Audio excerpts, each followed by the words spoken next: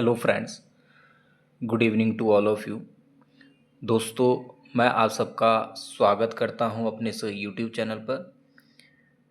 Friends, आज हम मनोविज्ञान की इस कक्षा में फिर से सिगमंड फ्राइड के बारे में डिस्कस करेंगे। इससे पहले हमने व्यक्तित्व के 3 पार्ट्स को पहले डिस्कस किया है। पहले कक्षा में हमने व्यक्तित्व के इतिहास को लेकर, व्यक्तित्व के मापन को लेकर, व्यक्तित्व के समावेशन को लेकर डिटेल से आपका डिस्कस किया। फिर दूसरी कक्षा में हमने व्यक्तित्व के सिद्धांतों को लेकर चर्चा की, जिसमें हमने व्यक्तित्व के 2 सिद्धांत डिटेल से डिस्कस किए। जिसमें सबसे पहले हमने बात की थी शीलगुण सिद्धांत की, जिसमें हमने आइजनेक, कैटल और आलपोर्ट के अनुसार डिटेल से डिस्कस किया।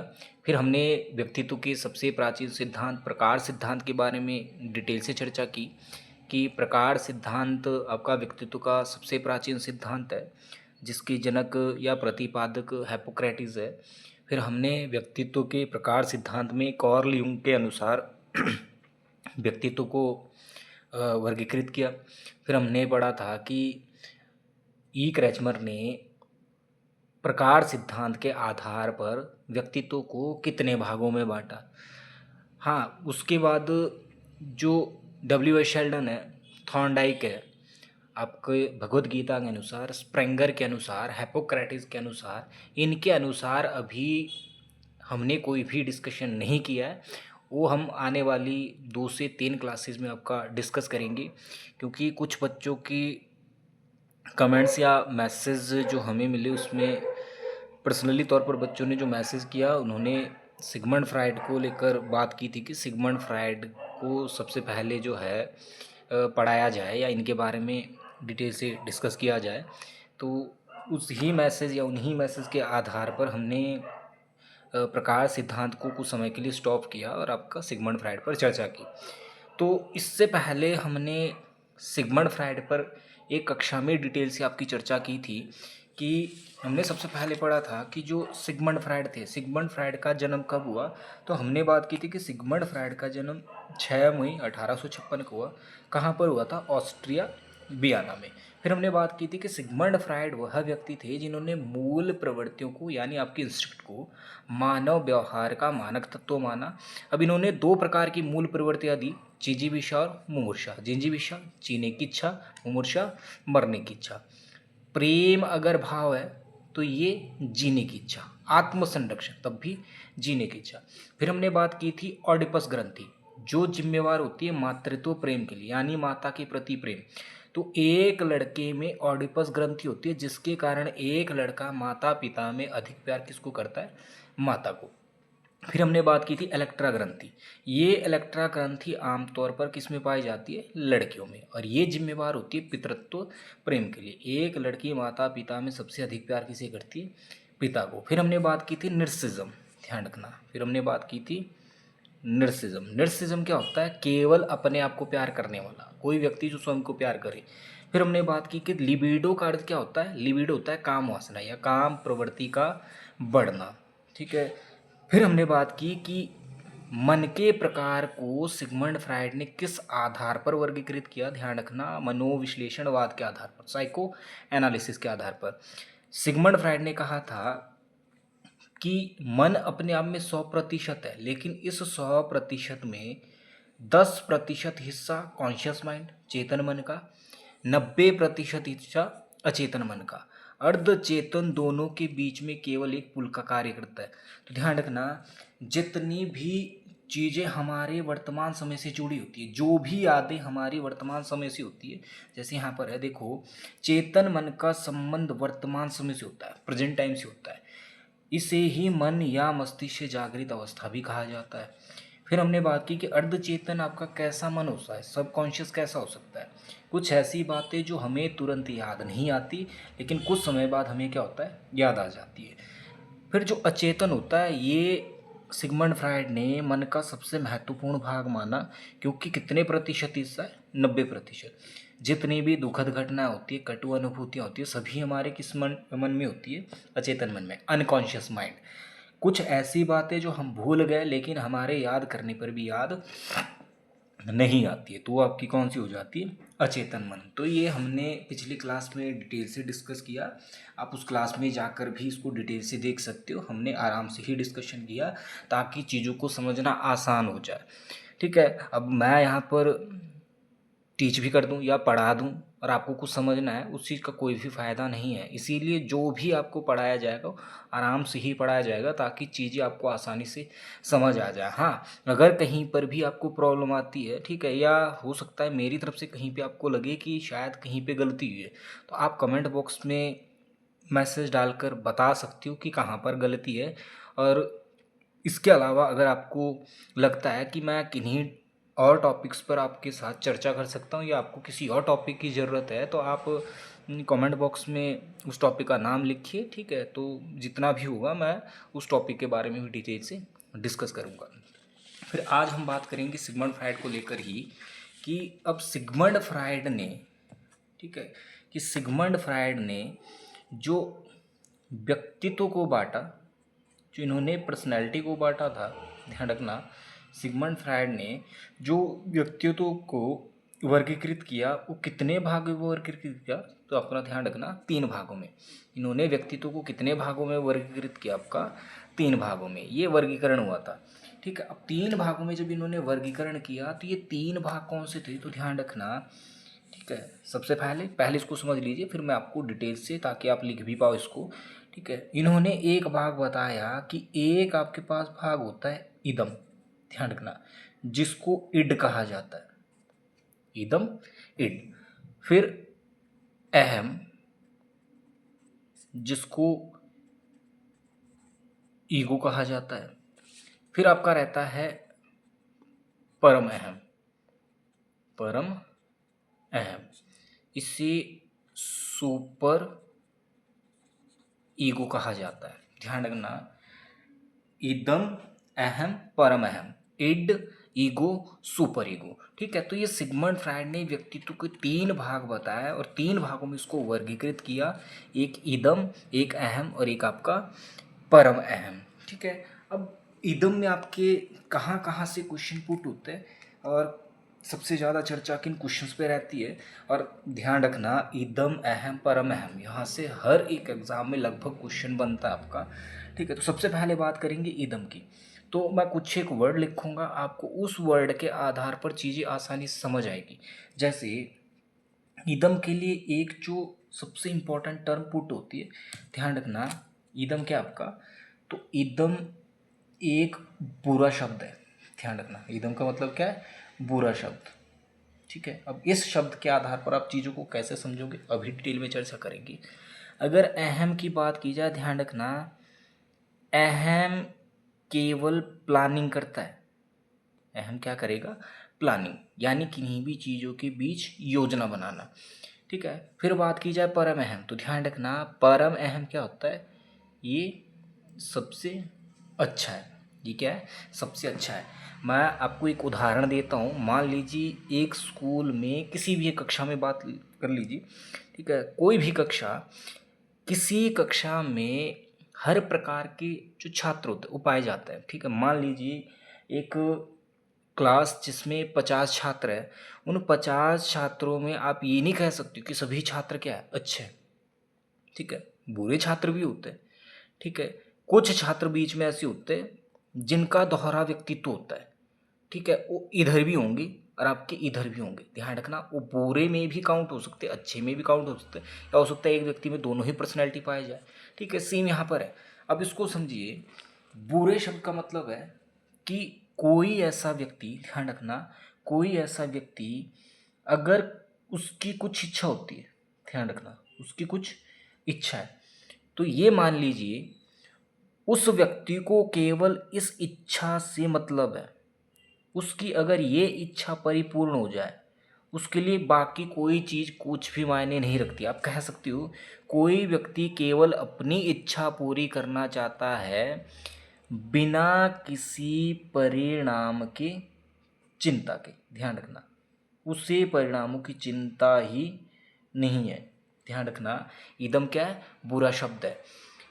कोई व्यक्ति उसकी जो भी इच्छा है उससे केवल किसी चीज़ से मतलब है तो केवल उसकी इच्छा से, कि उसकी इच्छा क्या हो जाए, पूरी हो जाए बिना किसी परिणाम की चिंता के। ठीक है, और ध्यान रखना इदम का जो संबंध होता है वो मन की किस अवस्था से होता है, क्वेश्चन रहता है तो हमेशा ध्यान रखना अचेतन अवस्था से। ठीक है, अब देखो किसी व्यक्ति की अगर चोरी करने की इच्छा है, मान लीजिए किसी व्यक्ति की चोरी करने की जो इच्छा है, ठीक है, तो उसने चोरी करनी है तो करनी है। ठीक है, उसका क्या परिणाम होता है उससे उससे कोई भी मतलब नहीं है। और हमने थोड़ी देर पहले पढ़ा, जितनी भी कटु अनुभूतियाँ होती है, दुखद बातें होती है, बुरी बातें होती है, मन की किस अवस्था में, अचेतन। तो ध्यान रखना ईदम का सीधा संबंध किससे होता है, हमारे मन की किस अवस्था से, अचेतन से। ठीक है, अब इसी में आप समझ सकते हो कि अगर मान लीजिए किसी व्यक्ति की कोई इच्छा पूर्ण हो जाए तो उससे क्या प्राप्त होता है, सुख प्राप्त होता है। ध्यान रखना, अगर किसी व्यक्ति की इच्छा पूर्ण हो जाए तो उसे क्या प्राप्त होता है, सुख प्राप्त होता है। तो ध्यान रखना ईदम जब भी कार्य करता है हमेशा किस पर करता है, सुखवादी सिद्धांत पर। ये हमेशा किस पर वर्क करेगा, आपका सुखवादी सिद्धांत पर। ठीक है, ये भी एग्जाम में क्वेश्चन पूछा जाता है कि ईदम का संबंध किस सिद्धांत से है। आपके पास ऑप्शन होंगे वास्तविक सिद्धांत, आदर्शवादी सिद्धांत, सुखवादी सिद्धांत। ध्यान रखना ईदम बेशक बुरा है, बुरे का अर्थ क्या है, चोरी करना कौन सी अच्छी बात होती है, चोरी भी तो क्या होती है, बुरी बात होती है। तो बुरा शब्द है, यानी किसी भी व्यक्ति को केवल अपनी इच्छा पूरी करने से मतलब है, वो इच्छा अच्छी है बुरी है उससे कोई फर्क नहीं पड़ता है। अगर मान लो उसने चोरी करनी है तो करनी है बिना किसी परिणाम के चिंता के। उसे चोरी करने से क्या प्राप्त हुआ, सुख प्राप्त हुआ, इसीलिए सुखवादी सिद्धांत से जोड़ा जाता है। चोरी करना क्या है, बुरी बात है, कटु अनुभूति है, इसीलिए मन की किस अवस्था से, अचेतन से। तो ध्यान रखना ये कुछ एक आपके जो इंपॉर्टेंट पॉइंट इसमें बनता है। ठीक है, ईदम बुरा शब्द है, ये कोई क्वेश्चन नहीं बनता है, लेकिन इन चीज़ों को याद रखने के लिए इस चीज़ को समझ लीजिए, ईदम वैसे ही सबसे बुरा होता है। ठीक है, ईदम में व्यक्ति जो कुछ करना चाहता है वो हमेशा करता है, उसको किसी परिणाम की कोई भी चिंता नहीं है। इसका संबंध मन की किस अवस्था से, अचेतन, क्योंकि ईदम क्या है, बुरा है। दुखद बातें, कटु अनुभूतियाँ, बुरी चीज़ें सब कहाँ रहती है, आपकी मन की, या मान लीजिए ईदम में, या ईदम क्या है आपका सबसे बुरा शब्द। ध्यान रखना कोई व्यक्ति चोरी करेगा उसको सुख प्राप्त हुआ, इसीलिए सुखवादी सिद्धांत भी किस में रहता है, ईदम में। ठीक है, अब बात है अहम। अहम का मतलब क्या है, प्लानिंग है। प्लानिंग का मतलब होता है किसी योजना का निर्माण करना, योजना है, प्लानिंग है किसी योजना का निर्माण करना। उदाहरण के तौर पर देख लीजिए कि जैसे मान लीजिए इदम में कोई व्यक्ति चोरी करना चाहता है। ध्यान रखना इदम में कोई व्यक्ति क्या करना चाहता है, चोरी करना चाहता है, लेकिन यहाँ पर परिणाम की चिंता नहीं करता है। लेकिन ध्यान रखना यहाँ पर चोरी करने की योजना का निर्माण होता है, लेकिन ध्यान रखना परिणामों की चिंता भी की जाती है, परिणामों की चिंता भी की जाती है। ठीक है, इस बात का विशेष ध्यान रखें, परिणामों की चिंता भी की जाती है। अब समझिए इस चीज़ को कि अगर मान लीजिए एक व्यक्ति के मन में आता है कि उसने चोरी कहाँ करनी है, किसी बैंक में, मान लीजिए, ठीक है, उसे चोरी कहाँ करनी है, किसी बैंक में। लेकिन क्या कोई व्यक्ति सुबह उठे, ठीक है, बैंक खुलते ही बैंक जाए और डायरेक्ट क्या कर ले, चोरी। ठीक है, क्या ऐसा हो सकता है, ऐसा कभी भी दोस्तों संभव नहीं हो सकता है। ठीक है, बैंक में अगर चोरी करनी है तो उसके लिए कोई व्यक्ति क्या होता है, ठीक है, कम से कम बैंक में 5-6 दिन क्या है, ठीक है, डेली जाता है।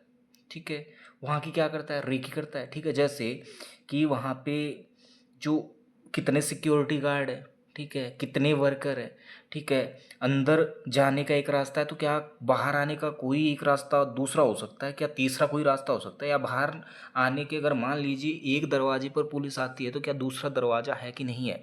तो ये सब कुछ योजना का निर्माण कौन करता है, आपका अहम। ठीक है, कि जैसे कोई व्यक्ति चोरी करने के लिए योजना जब भी बनाएगा किस में, अहम में।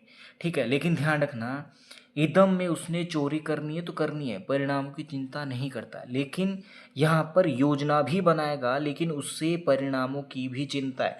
कि एक व्यक्ति सोचता है कि चोरी तो करनी है, ठीक है, चोरी करने की योजना भी बनाता है, लेकिन साथ में योजना बनाने के बाद ये सोचता है कि चोरी करेगा तो उसको कौन पकड़ लेगी, पुलिस पकड़ लेगी, ठीक है, पुलिस पकड़ेगी तो उसका रिमांड भी होगा, ठीक है, तो ये भी उससे क्या है, चिंता है। तो ध्यान रखना, जहाँ अपनी इच्छा पूर्ण की जाए, ठीक है, जहाँ अपनी इच्छा पूर्ण की जाए बिना किसी चिंता के परिणाम के, ध्यान रखिए इदम, जहाँ इच्छा को पूर्ण करने की योजना का निर्माण हो, जहाँ इच्छा को पूर्ण करने की योजना का निर्माण हो, वो आपका कहाँ चला जाता है, ठीक है, अहम है, ठीक है।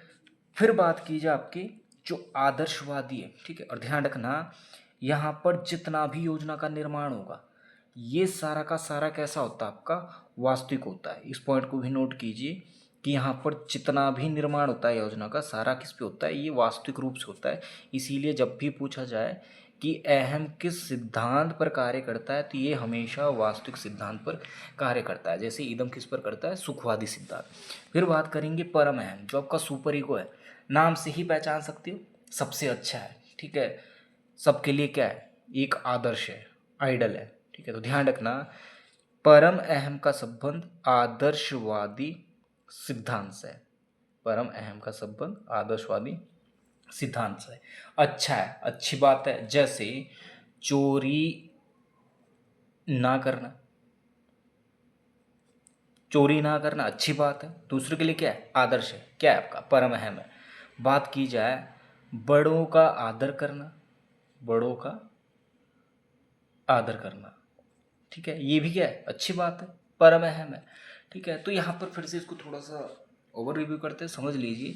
सिगमंड फ्रायड के अनुसार व्यक्तित्व के तीन भाग, जिसमें एक इदम, जिसको इड कहा जाता है, कहा जाएगा कि इड क्या होता है, बुरा शब्द होता है, कि कोई व्यक्ति अपनी इच्छा को हर हालत में पूरी करना चाहता है बिना किसी परिणाम के चिंता के, ठीक है। फिर बात की जाए कि इसका संबंध मन की किस अवस्था से, अचेतन, क्योंकि अचेतन में सभी दुखद बातें होती है, बुरी बातें होती है, कटु अनुभूतियाँ, सब कुछ रहता है। जो बात एक बार भूल जाओगे कभी याद नहीं आती है, ठीक है।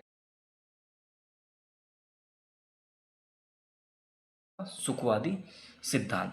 फिर बात की जाए अहम, ईगो, जहाँ पर प्लानिंग होती है, योजनाओं का निर्माण होता है, ठीक है, कि चोरी भी करनी है, लेकिन चोरी करने की योजना का निर्माण होता है, चोरी किस तरीके से की जाए, किस ढंग से की जाए, बाहर निकलने का क्या रास्ता है, लेकिन परिणामों की चिंता भी करता है, ध्यान रखना। और इसका संबंध किससे होता है, वास्तविक सिद्धांत से। फिर बात की जाए परम अहम, परम अहम क्या होता है, सोबर ईगो, अच्छा है, आदर्शवादी सिद्धांत है या आदर्श है, ठीक है। तो ध्यान रखना आदर्शवादी सिद्धांत का संबंध किससे, परम अहम से, जैसे चोरी ना करना, बड़ों का आदर करना, ठीक है। अब यहाँ पर थोड़ा सा देख लीजिए, जैसे कि ईदम या इड क्या होता है, इड का संबंध मन की अचेतन अवस्था से है, इसमें व्यक्ति की शारीरिक और मूल आवश्यकताएं जैसे भूख, प्यास, प्रेम आदि को संतुष्ट करना, ठीक है, लेकिन ध्यान रखना सामाजिक आवश्यकताओं और नैतिक मूल्यों की चिंता किए बिना उससे इच्छाओं की पूर्ति पर बल देना, ठीक है, यानी उसे किसी भी परिणाम की चिंता नहीं है, बस उसे किससे मतलब है, उसकी इच्छा की पूर्ति हो जाए, इच्छा की पूर्ति होगी उसको सुख प्राप्त होगा, तो सुखवादी सिद्धांत किस में होगा, इदम में, ठीक है। और ध्यान रखना यह अवस्था व्यक्ति को क्या करती है, कुसमायोजित, बहुत इंपॉर्टेंट पॉइंट है, क्वेश्चन रहता है कि व्यक्ति को कौन सी अवस्था कुसमायोजित करती है सिगमंड फ्रायड के अनुसार, तो इदम, ठीक है। फिर यहाँ पर बात की जाए आपकी जैसे अहम, कि अहम का संबंध मन की चेतन अवस्थाओं से है, यह आवश्यकताओं या इच्छाओं की संतुष्टि की योजना का निर्माण करता है, देखिए योजनाओं का क्या करता है, निर्माण, और उसका निर्वहन करता है, यानी उस पर इम्प्लीमेंट करता है, ठीक है, और परिणामों की चिंता भी करता है। ये इंपॉर्टेंट पॉइंट है कि योजना भी बना रहा है, ठीक है, लेकिन परिणामों की चिंता भी करता है कि परिणाम अच्छा हो भी हो सकता है, बुरा भी हो सकता है, किसी भी प्रकार का हो सकता है। इसका संबंध वास्तविक सिद्धांत से होता है, क्योंकि इसी को समायोजन की अवस्था भी कहा जाता है। ध्यान रखना सिगमंड फ्रायड के अनुसार अहम को ही समायोजन की अवस्था भी कहा जाता है। फिर इड और सुपर ईगो के बीच में संतुलन बनाने का कार्य कौन करता है, तो ध्यान रखना वो अहम ही करता है, कि इड और सुपर ईगो के बीच में संतुलन बनाने का कार्य कौन करता है, अहम। फिर बात रहती है परम अहम, सुपर ईगो, यह समाज द्वारा नैतिक सूत्रों के अनुसार कार्य करता है, क्योंकि सबसे अच्छा है, ठीक है, आदर्शवादी सिद्धांत पर कार्य करता है, चोरी ना करना, झूठ ना बोलना। तो फ्रेंड्स आज हमने बात की सिगमंड फ्राइड को लेकर कि सिगमंड फ्राइड ने व्यक्तित्व को कितने भागों में बांटा। ठीक है, जैसे हमने इसमें पढ़ा कि 3 भागों में, इड, ईगो, सुपर ईगो। फिर हमने पढ़ा था कि इड की क्या विशेषता है, इड में क्या क्या चीज़ें आपकी जो इम्पोर्टेंट रहती है। बुरा शब्द है, इच्छाओं की पूर्ति करनी है बिना किसी परिणाम के, चिंता के। अचेतन मन से संबंध है, सुखवादी सिद्धांत से रिलेट करता है। अहम आपका, जहाँ योजनाओं का निर्माण होता है। ठीक है, लेकिन ध्यान रखना योजनाओं का निर्माण होगा, ठीक है, लेकिन यहाँ पर परिणामों की भी चिंता की जाती है। परम अहम आपका क्या होता है, अच्छा होता है, आदर्शवादी है। ठीक है, चोरी ना करना, बड़ों का आदर करना, ये सब कुछ क्या है, अच्छी बात है, आदर्शवादी है, इसीलिए आदर्शवादी सिद्धांत पर कार्य करता है। तो फ्रेंड्स, अब सिगमंड फ्राइड के बारे में कि सिगमंड फ्राइड की जो मनोलैंगिक विकास की अवस्थाएं थी वो कौन कौन सी अवस्थाएं थी, उसके बारे में क्या चीज़ इंपॉर्टेंट है, उसको हम नेक्स्ट क्लास में डिटेल में डिस्कस करेंगे। बाकी अंत में कि इस वीडियो को ज़्यादा से ज़्यादा लाइक करें, शेयर करें और चैनल को सब्सक्राइब करना ना भूलें। आप सबका बहुत बहुत धन्यवाद।